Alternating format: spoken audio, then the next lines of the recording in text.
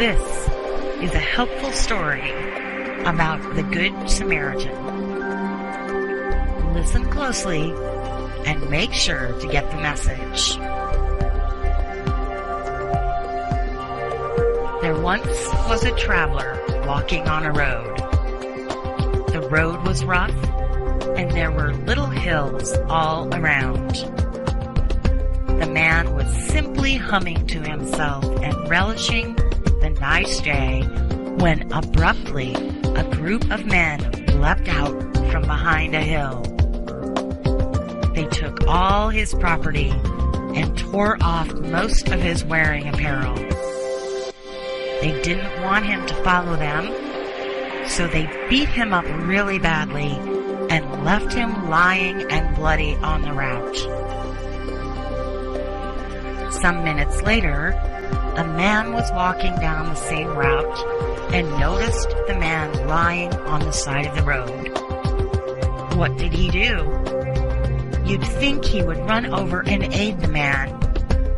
Rather, he crossed the road and walked on the other side and behaved like he didn't see the man.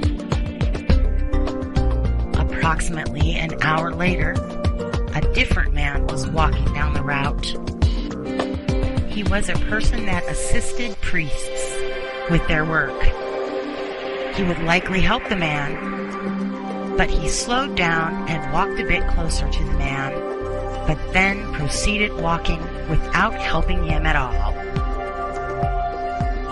You may be thinking that perhaps the man lying by the side of the road appeared like he was resting or something. That's why the two men didn't stop to help.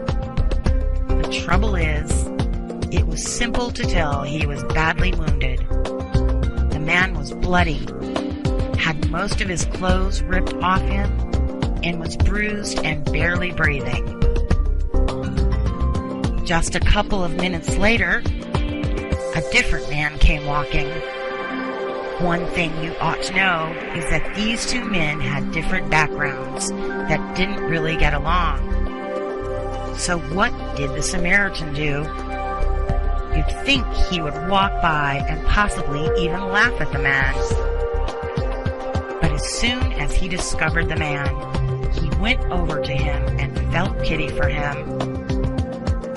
He placed bandages on his sores and poured oil and wine, which were rather expensive, on the sores to keep them from getting worse. Then he put the man on his own donkey and took him to a hotel to attend to him.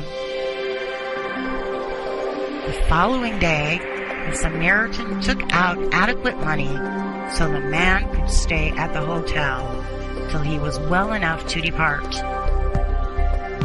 He paid the man at the front desk and asked him to attend to the man. If he wasn't better after the money ran out, the Samaritan would come back and pay for any additional cost.